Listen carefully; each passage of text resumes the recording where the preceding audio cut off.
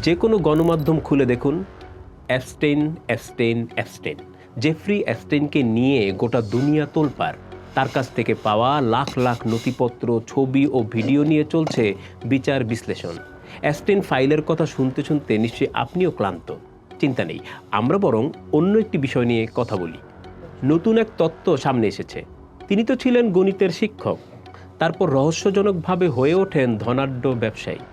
Donald Trump, Bill Clinton, Bill Gates, Prince অ্যান্ড্রুর মতো প্রভাবশালী ব্যক্তিদের সঙ্গে তার ওঠা বসা। এই তো না, যুক্তরাষ্ট্রের বিচার বিভাগ এ বছরের জানুয়ারিতে লাখ লাখ পৃষ্ঠার যে নথি প্রকাশ করেছে, সেগুলো বিশ্লেষণ করে জানা গেছে এফবিআই এর একজন গোপন তথ্যদাতা, যাকে আন্ডারকভার ইনফরমেন্ট বলা হচ্ছে, তিনি নিশ্চিত জেফ্রি অ্যাপস্টেইন ছিলেন একজন ইসরায়েলি গুপ্তচর।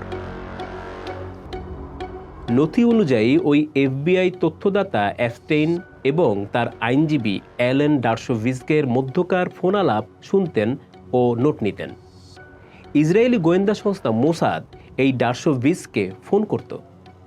আরও জানা যায়, অ্যাপস্টেইনের সঙ্গে ইসরায়েলের সাবেক প্রধানমন্ত্রী এহুদ বারাকের ঘনিষ্ঠ সম্পর্ক ছিল এবং তারই অধীনে অ্যাপস্টেইন গুপ্তচর হিসেবে প্রশিক্ষণ নিয়েছিলেন। এখানেই শেষ নয়, এই তত্ত্ব আরও একটু এগিয়েছে। প্রকাশিত নথিপত্র থেকে জানা যাচ্ছে অ্যাপস্টেইন একাধিকবার রাশিয়ার প্রেসিডেন্ট ভ্লাদিমির পুতিনের সঙ্গে দেখা করার চেষ্টা করেছেন।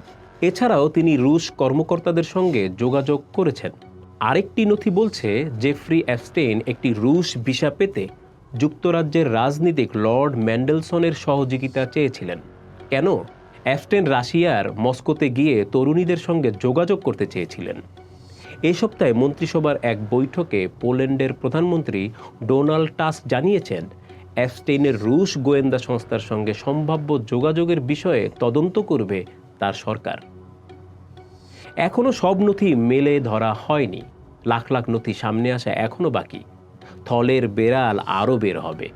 অ্যাপস্টেইন ফাইল হলো প্যান্ডোরার বাক্স। একবার যেহেতু খুলেছে, অনেকের খবর না করে ছাড়বে না। দেশি বিদেশি, জানা অজানা এমন আরও তথ্য পেতে থাকুন চর্চার সঙ্গে।